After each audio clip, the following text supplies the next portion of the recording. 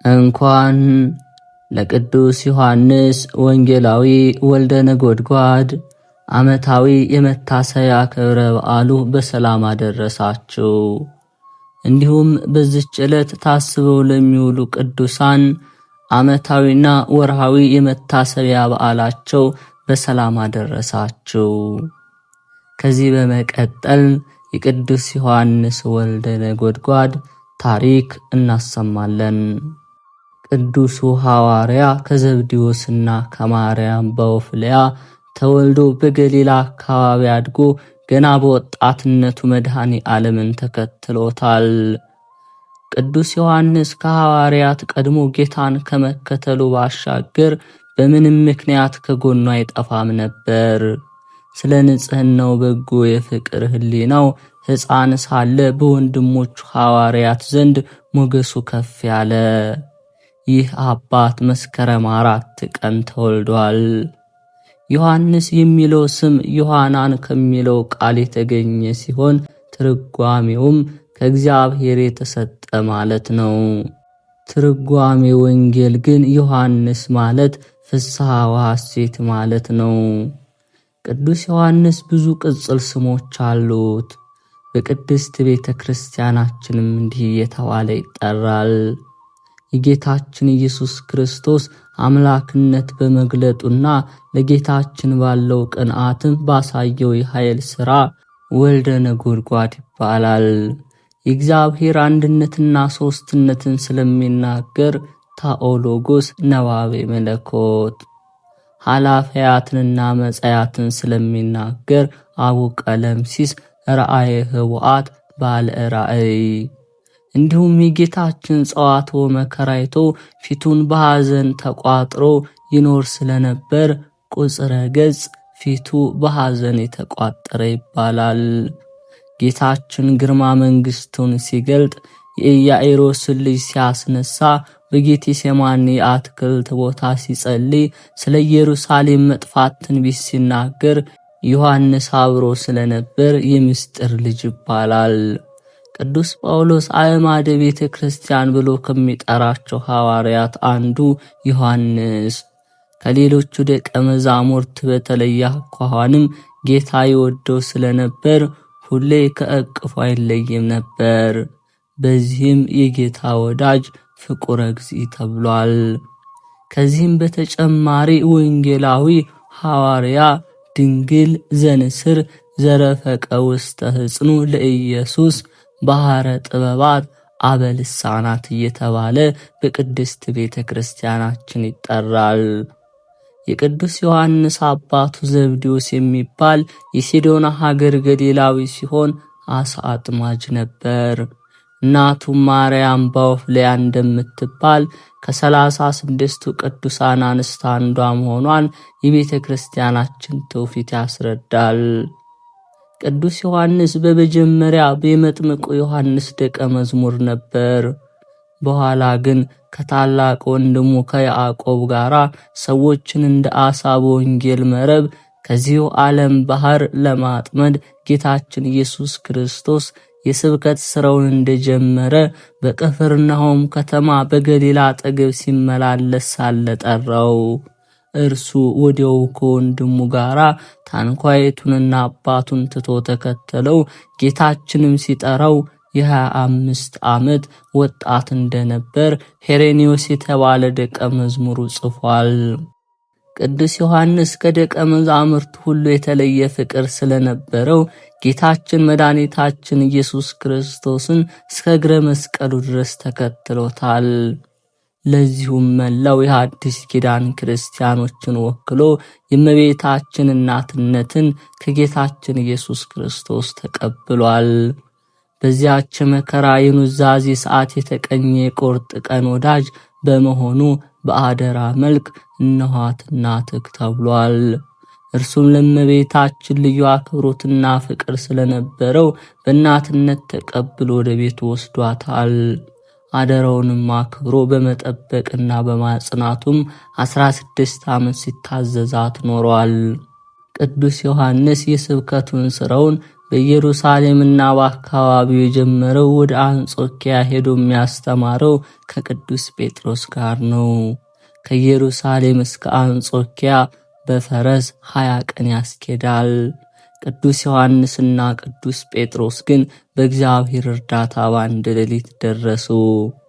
ዮሐንስም ወደ ከተማይቱ ቀደም ብሎ ገባና ስለ ሀገሩ ጥናት ሲያደርግ የሀገሩ ሰዎች እጅግ ክፉዎች እንደሆኑ ተረዳ።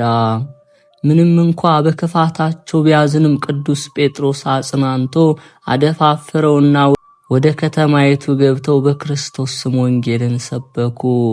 ጣዖትን ከሚያመልኩ ሰዎች ብዙ መከራ ቢደርስባቸውም በአንጾኪያ ውስጥ ተአምራትን እያደረጉና በስብከት በክርስቶስ ወንጌል ብዙ ሰዎችን አሳመኑ። ቅዱስ ዮሐንስ ከዚህ ሌላ ያስተማረበት አገር ሎዶቅያ እንደምትባል በስንክሳር ተገልጿል። በከተማ አጠገብ ያለ ቄድሮስ የሚባል ወንዝ ሞልቶ የሀገሪቱን ብዙ ንብረት በወደመ ጊዜ ቅዱስ ዮሐንስ ወልደ ነጎድጓድ ከቅዱስ ጴጥሮስ ዘንድ ሄደና በተአምራት የውሃውን ሙላት አቆመላቸው። ወደ ከተማም ገብቶ ብዙ ተአምራትን እያደረገ ወንጌልን ሰበከ። ካዩት ተአምራትና ከሰሙት ትምህርት የተነሳም ብዙዎች አመኑ። ቅዱስ ዮሐንስ ወልደ ነጎድጓድ በሕይወቱ መጨረሻ አካባቢ ያስተማረው በእስያ ሀገር ሲሆን ዋና መንበሩም ኤፌሶን ነበረች።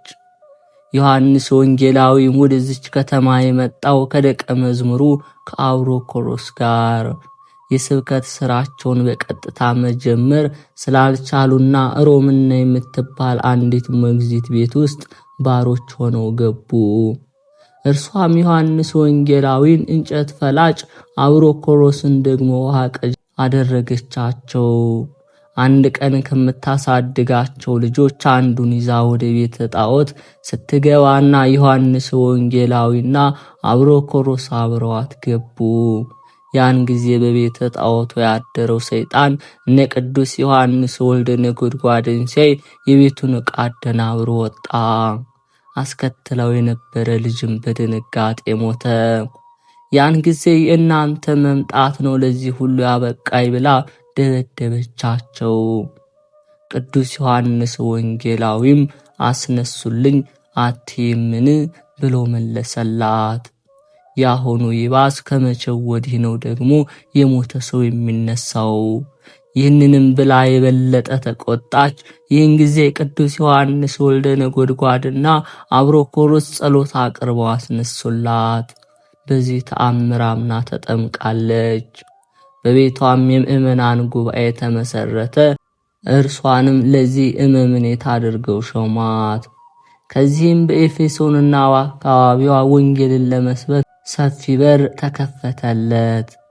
ቅዱስ ዮሐንስ ወልደ ነጎድጓድ በኤፌሶን በሚያስተምርበት ጊዜ ከኔሮን ቄሳር ቀጥሎም በሮም የነገሰው ድምጥያኖስ የራሱን ምስል አሰርቶ እንዲሰገድለት ወደ ኤፌሶን ላከ።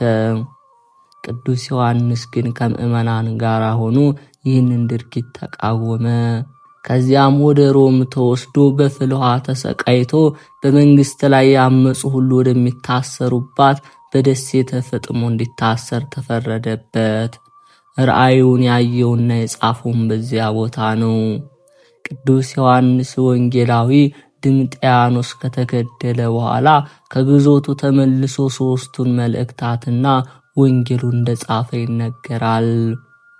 ስለ ቅዱስ ዮሐንስ የመጨረሻ ሕይወት 2 የተለያዩ አመለካከቶች አሉ። አንደኛው በዮሐንስ ወንጌል ምዕራፍ 20 ከቁጥር 20 ላይ ተጻፈው ዮሐንስ ሞትን አልቀመሰም የሚል ሲሆን፣ ሁለተኛው ደግሞ በማርቆስ ወንጌል ምዕራፍ 10 ከቁጥር 28 የተጻፈው የጌታን የሞት ጽዋ ጠጥቷል፣ የሞት ጥምቀትንም ተጠምቋል፣ በግልጽ አነጋገር ሞቷል የሚል ነው።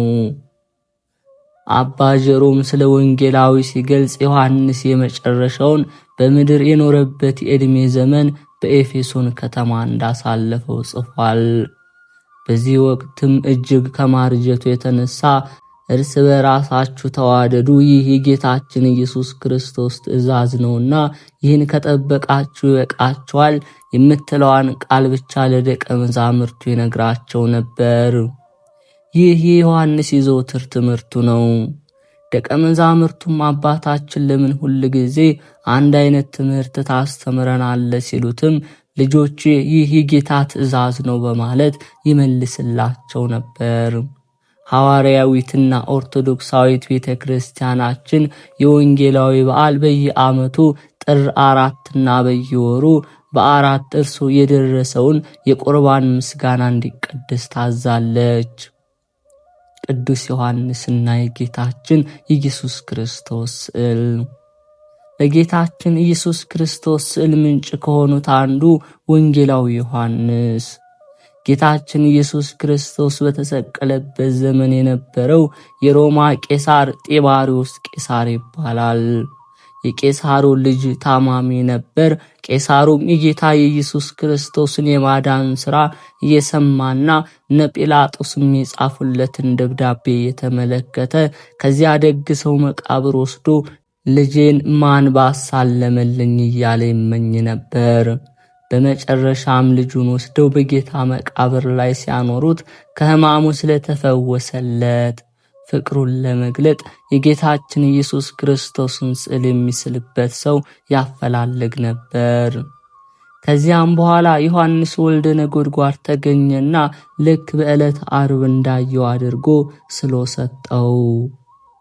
ቅዱስ ዮሐንስና አስቸጋሪው የሽፍቶች አለቃ።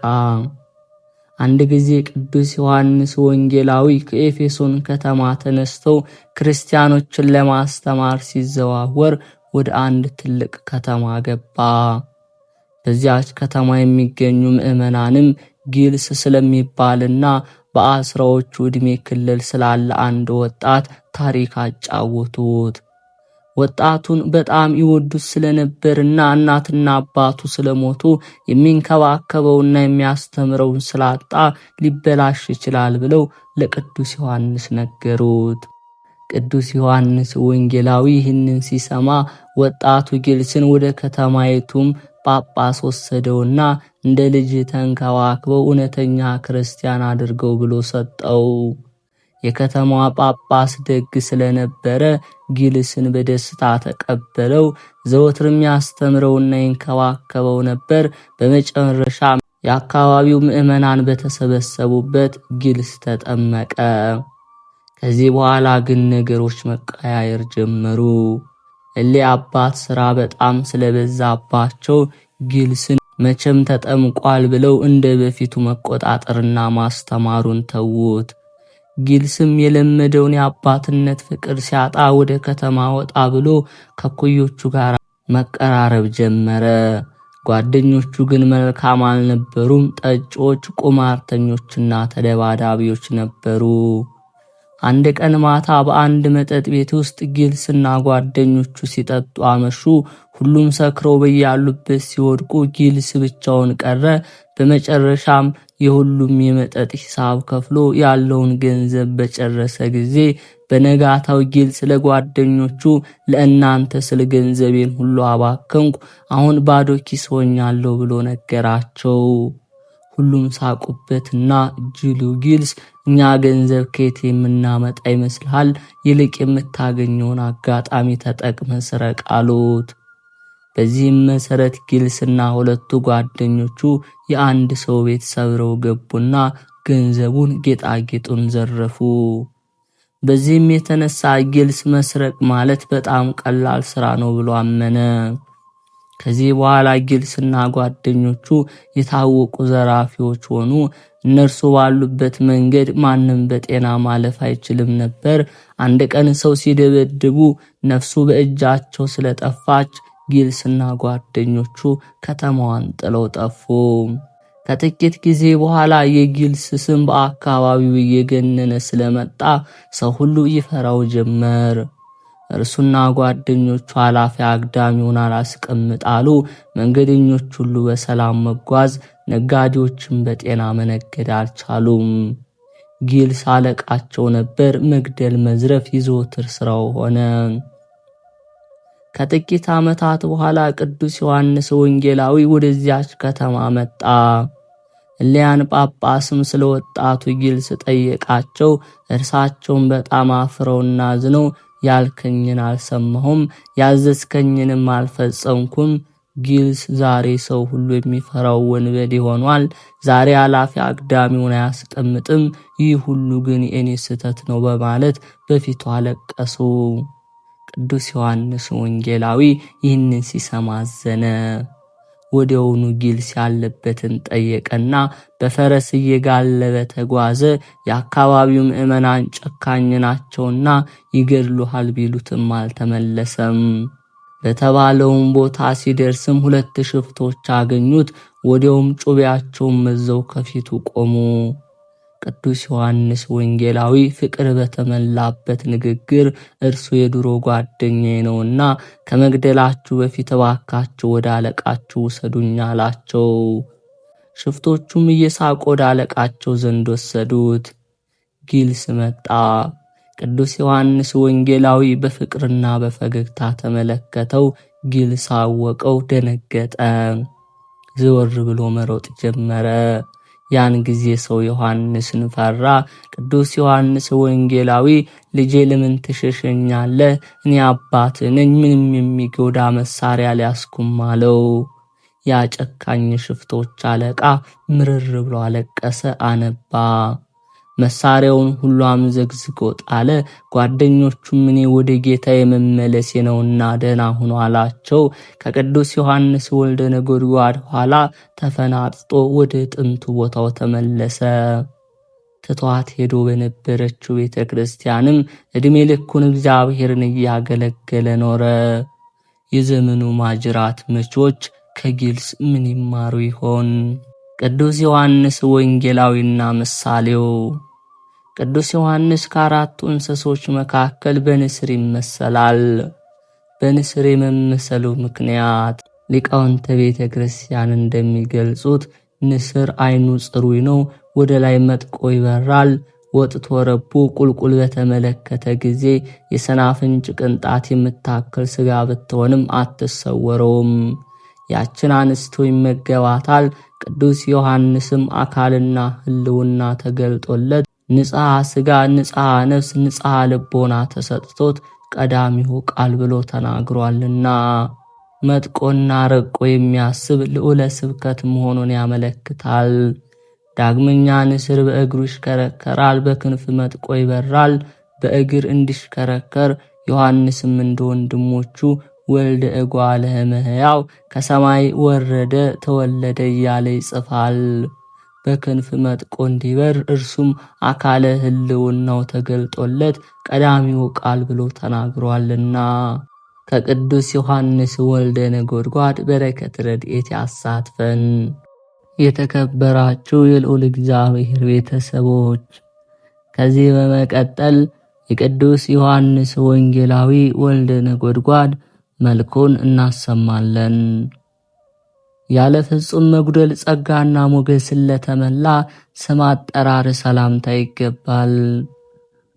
ቅዱስ ዮሐንስ ሆይ ሥጋዊ ደማዊ ስትሆን መልአክነ የራእይህን ትርጓሜ ሕጉን አውቅና ረዳ ዘንድ የጥበብን ምንጭ እንደ ተከዜ ወንዝ ሙላኝ። ቅብአ ክህነትን እንደ ተቀባ እንደ አሮን የሚጣፍጥ ሽቶ የአርያም ጠል ለሆነው ለራስ ጠጉር ሰላምታ ይገባል። ምድራዊ ስትሆን ሰማይን የምትገዛው ቅዱስ ዮሐንስ ሆይ በአጠገቡ ወደ ተቀመጥህ ወደ መምህርህ የኔን የባሪያህን ድህነት ማልድ፣ የዓለምን ይቅርታ ማልድ። የእግዚአብሔር በግ የተባለ የእግዚአብሔር ወልድ መንበር በላዩ ላይ ለተሰራ ራስ ሰላምታ ይገባል። በገጽታ ንስር የተባለ ኪሩብ ዮሐንስ ሆይ በሰማያውያንና በምድራውያን በረከት መምህር ደግነህና አባርከኝ። በአምላክ በክርስቶስ ስቅለት ጊዜ የደም ግባቱ ልምላሜ ለጠወለገ ፊት ሰላምታ ይገባል። መልአክ ቅዱስ ዮሐንስ ሆይ በጠዋትና በማታ እኔ አንተን እተማመናለሁ። በኃጢአት የሻከርሁ እኔን ያድነኝ ያለሰልሰኝ ዘንድ የተመሰገነ የፊት ደም ግባት በፊቴ ላይ ይፍሰስ። የርግብ ዓይኖችን ለሚሸፍኑ ለአንዱና ለሁለቱ ቅንድቦች ሰላምታ ይገባል። ክርስቶስ የሚወድህ ደቀ መዝሙር ዮሐንስ ሆይ የጨለማ ገዢ የሆነ ነፍሳትን የሚያድን የሚያጠምድ ጋኔን ቅንድቦችን ያሸንፉ ዘንድ በቅንድቦች ተማጽኛለሁ። በሰባቱ የወርቅ መቅረዞች መካከል መምህር ክርስቶስን ለተመለከቱ ዓይኖች ሰላምታ ይገባል። ነባቤ መለኮት የክህነትና የመንግሥት ግንድና ቅርንጫፍ ዮሐንስ ሆይ ከምስራቅ ምዕራብ እንዲርቅ እንዲሁ የአንተ ጽድቅ የኔን ኃጢአት ያርቅ። ሰባቱን የነጎድጓድ ነገሮች ሰባቱን አጽርሐ መስቀል ያዳምጡ ዘንድ ለነቁ ጆሮች ሰላምታ ይገባል። ከመላእክት ጋር ስምም ይሆንክ ዮሐንስ ሆይ ጠላቱን እንዳሸነፈ ሰው ከንጽሕና ሳጥንህ የብርሃን መጽሐፍና የተሸሸገ መናን ስጠኝ። ስለ ክርስቶስ ጽፋት መመታት በሐናና በቀያፋ አደባባይ በመመታት በመከራ ለተገዙ ጉንጮች ሰላምታ ይገባል። በእሳት ማንደጃ ቤት ለሮምና የተገዛ ዮሐንስ ሆይ የአንተ ጸሎት ደመናን ተሻገረች የሚል ዜና በልቤ ውስጥ አስርጽ አብቅል።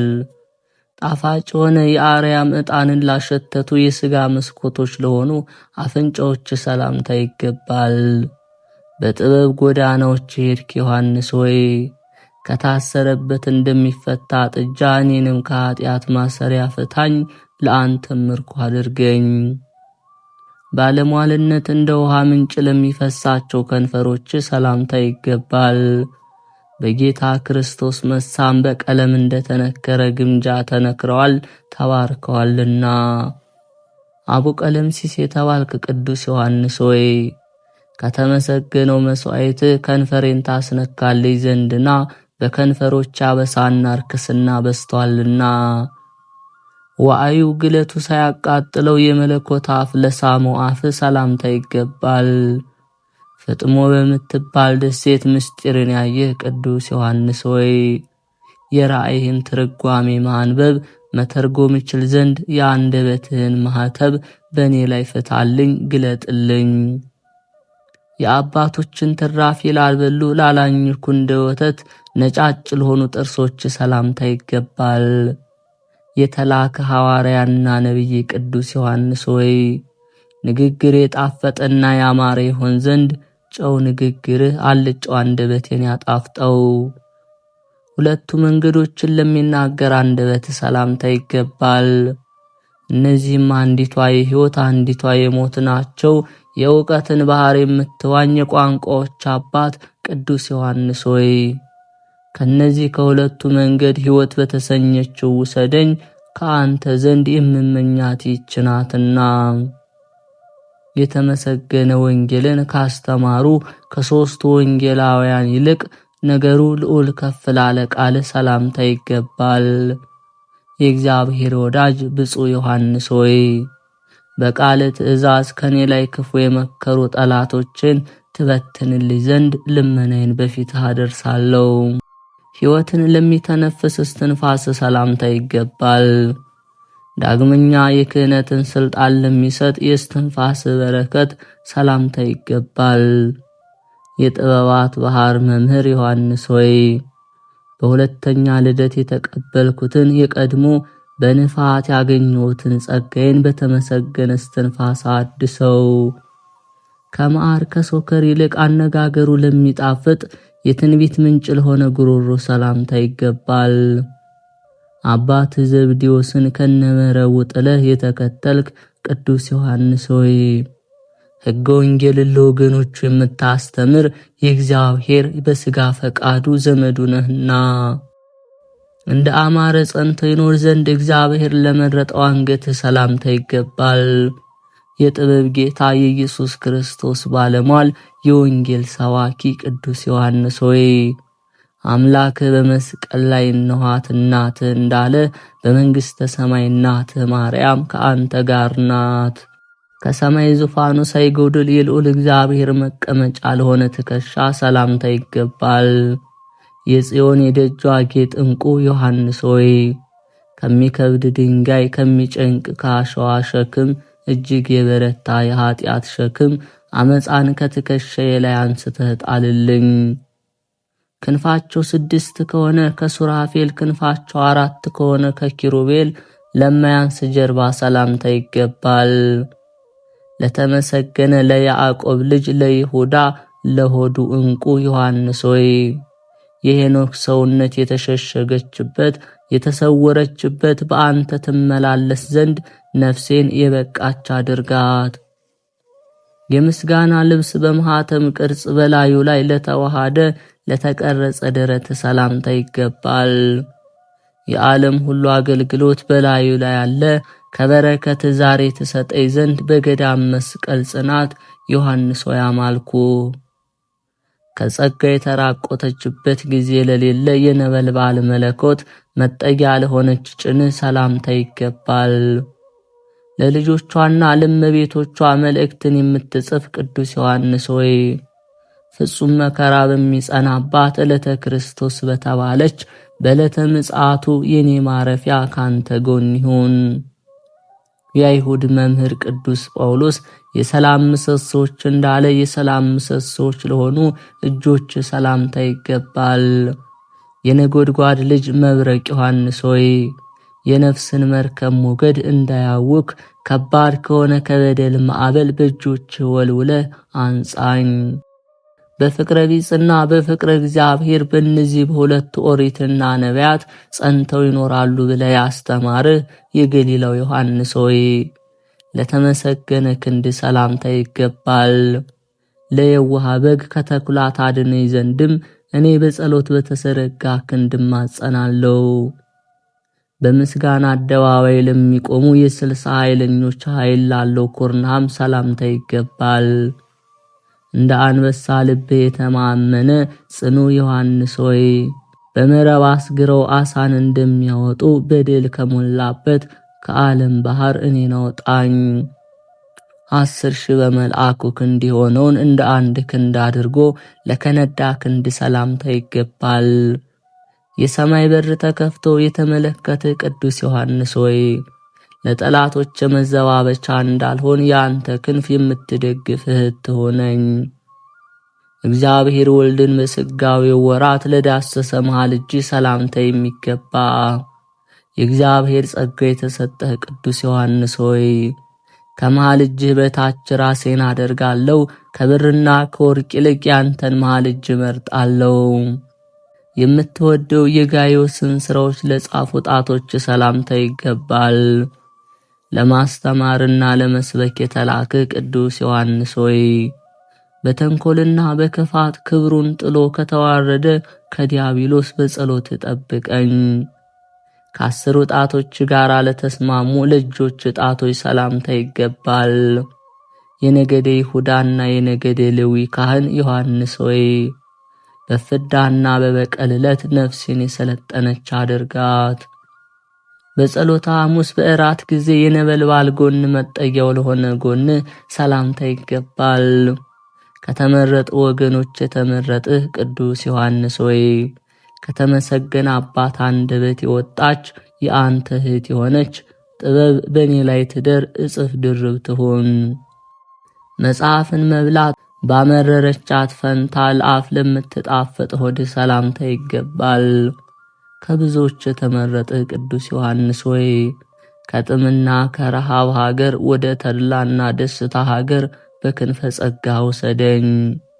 ዕብራውያን ሰቅለው በገደሉት በመምህር በኢየሱስ ክርስቶስ መተማመኑን ላልተው ልቦና ሰላምታ ይገባል። በድንግልናና በንጽሕና ያጌጥህ ቅዱስ ዮሐንስ ሆይ ነፋስ ከምድር ላይ ትቢያን እንደሚጠርግ በጸሎትህ ኃይል ጠላቶችን ሁሉ ጥረግልኝ፣ አጥፋልኝ። የቤት ዕቃዎችን በመብራት እንደሚፈተኑ እንደሚፈልጉ ክርስቶስ ለፈተናቸው ኩለያቶች ሰላምታ ይገባል።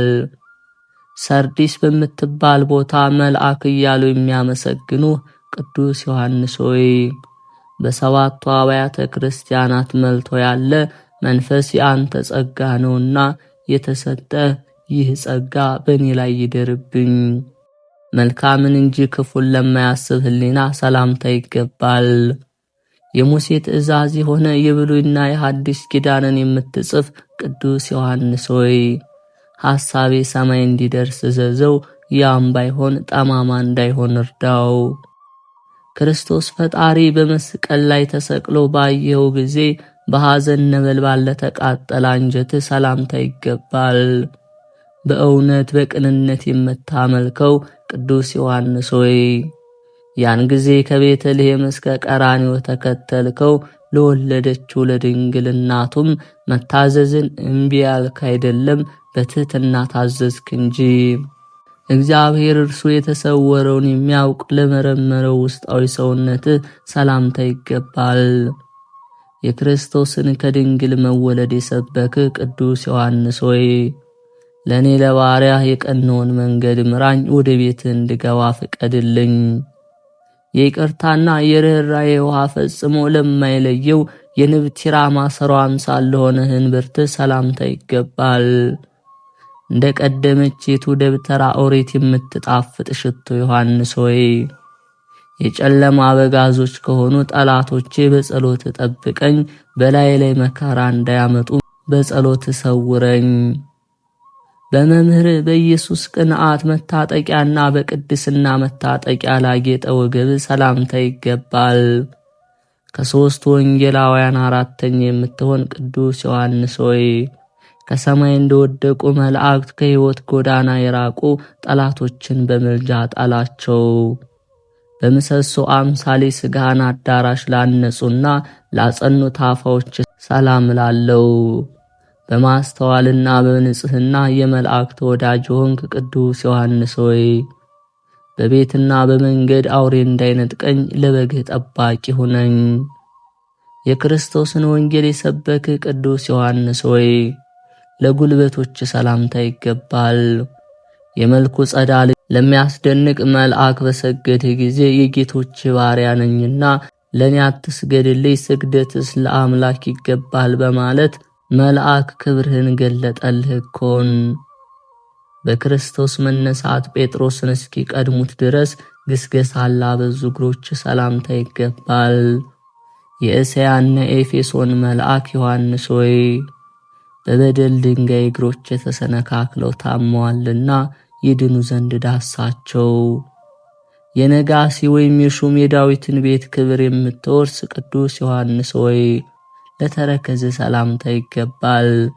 አንተ ምድራዊ መልአክ ሰማያዊ ሰው ነህና የዓለም አባት የአዳም ጠላት የሆነው ከይሲ እኔን መያዝ እንዳይችል ተረከዜን እንደ ብረት የጸና አድርገው።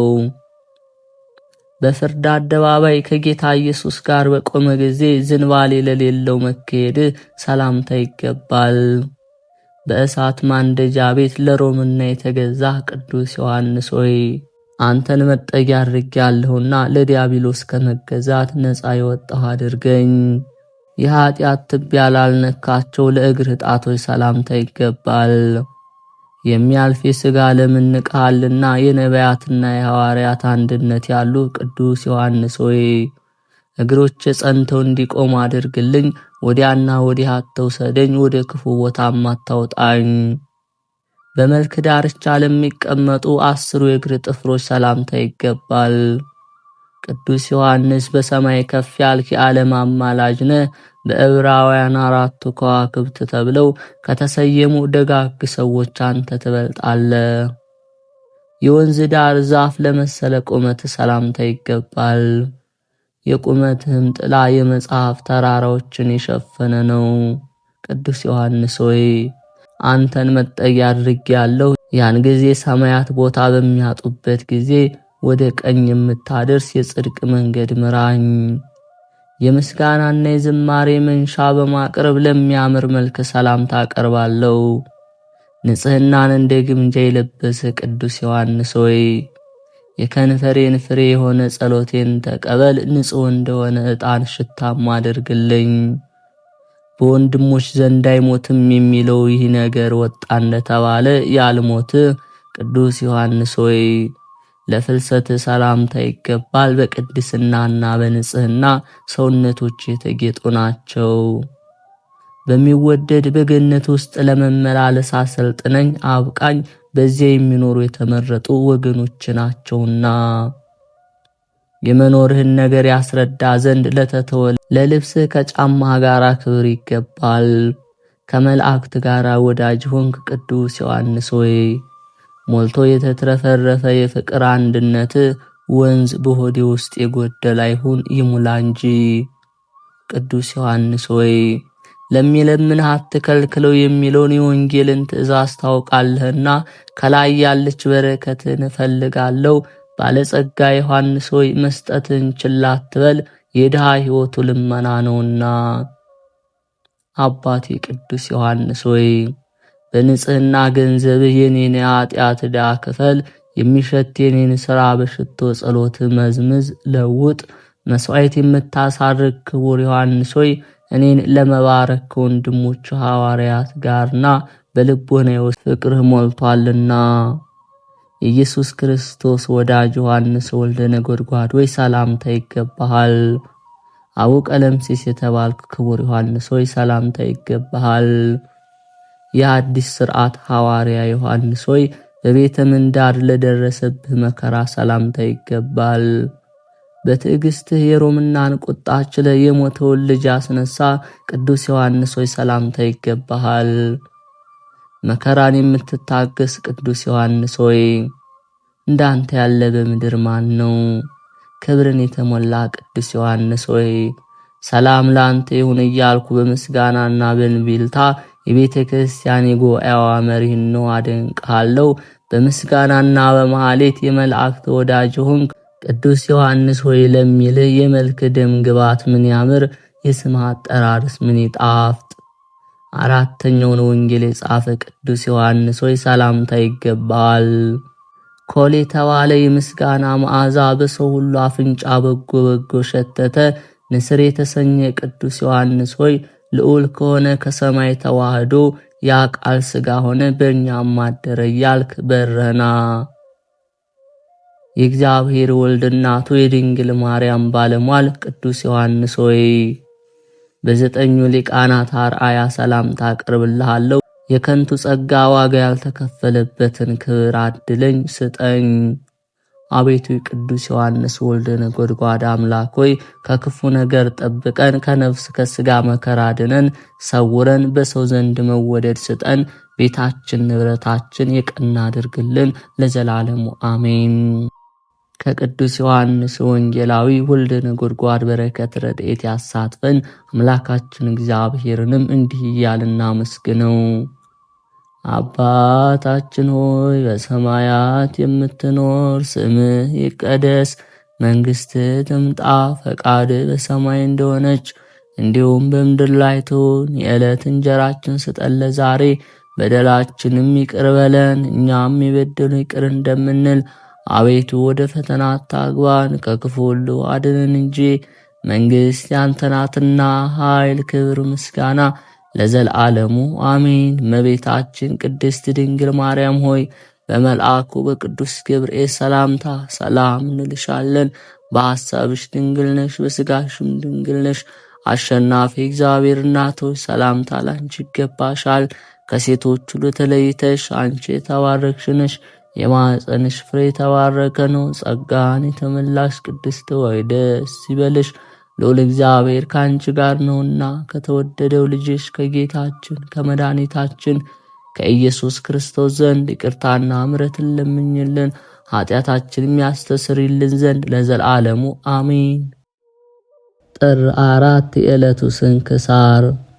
አንድ አምላክ በሆነ በአብ በወልድ በመንፈስ ቅዱስ ስም ጥር 4 በዚች ቀን የክብር ባለቤት ጌታችን ኢየሱስ ክርስቶስ የሚወደው የከበረና የተመሰገነ ወንጌልን የጻፈ የሐዋርያው ዮሐንስ የፍልሰቱ መታሰቢያ ሆነ። ለዚህም ቅዱስ ወደ እስያ ሀገር ይሄድ ዘንድ ዕጣው በወጣ ጊዜ እጅግ አዝኖ አለቀሰ።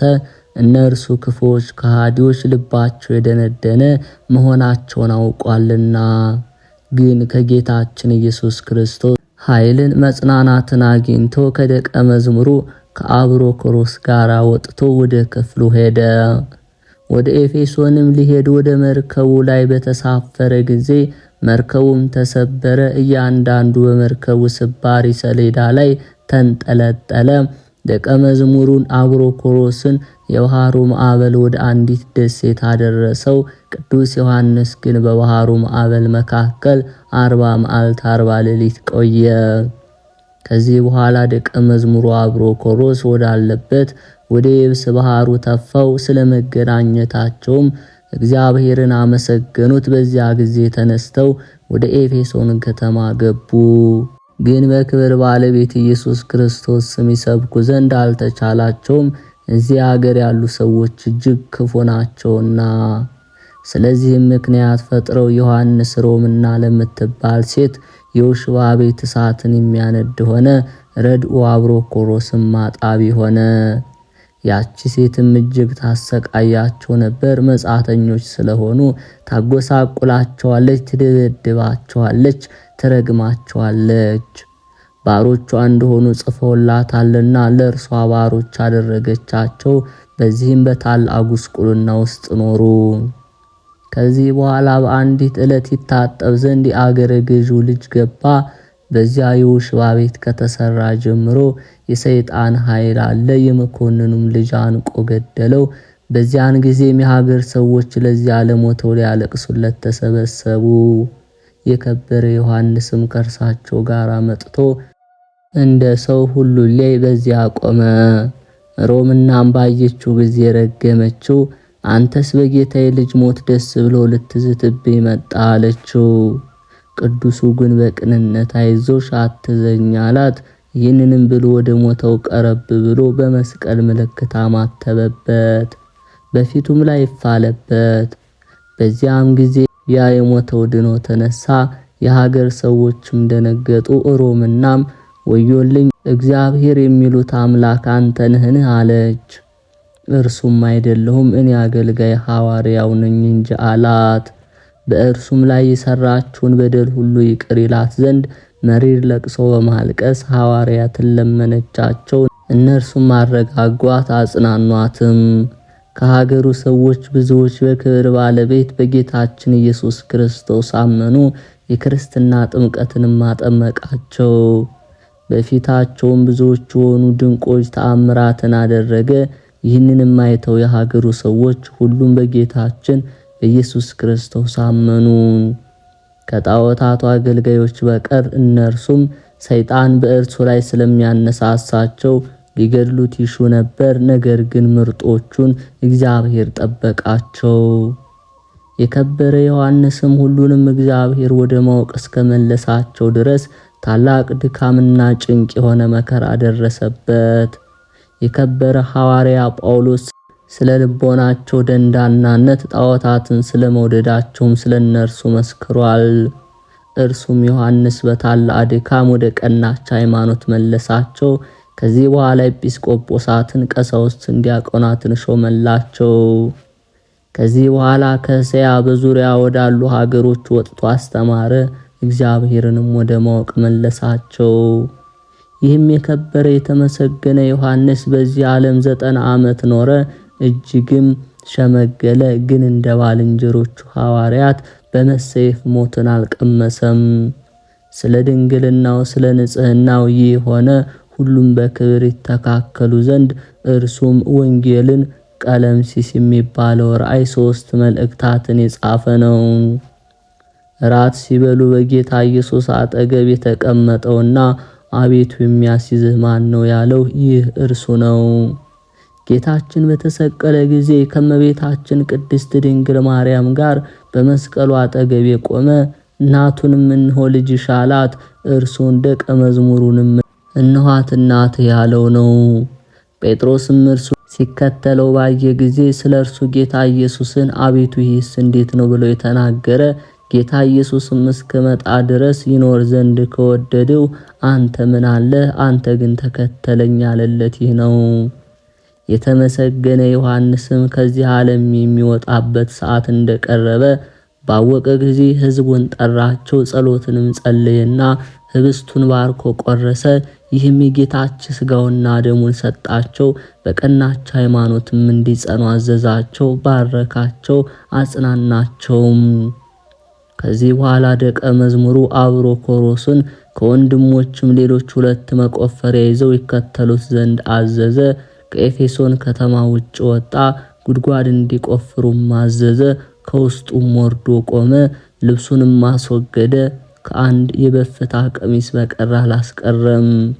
እጆቹንም አንስቶ ጸለየና ወደ ከተማ ይመለሱ ዘንድ አሰናበታቸው። በክርስቶስ ሃይማኖት ይጸኑ ዘንድ ለሕዝቡ ይነግሯቸው ዘንድ አዘዛቸው። በጎ ሥራዎችን የሚሰሩ ዘንድ ጌታችንም ለሁሉም እንደ ሥራው ይከፈለው ዘንድ አለውና። ሁለተኛም እንዲህ አላቸው፣ እኔ ከሁላችሁ ደም ንጹሕ ነኝ። ከእግዚአብሔር ትእዛዝ ሕግ ሳልነግራችሁ የተውኩት ምንም የለምና እናንተም ከእንግዲህ ከቶ ፊቴን አታዩኝም። ይህንንም በተናገረ ጊዜ አለቀሱ። እጆቹና እግሮቹን ስመው በጉድጓድ ውስጥ ትተውት ወደ መንገድ ተመለሱና የሆነውን ሁሉ ለሰዎች ነገሯቸው። ሁሉም ደንግጠው መጡ፣ ግን ልብስና ጫማ እንጂ መቃብሩን አላገኙም። እጅግ አደነቀው። ደቀ መዝሙሩ ዮሐንስን በዚህ በጎ ዕረፍት ያሳረፈው እግዚአብሔርንም አመሰገኑት።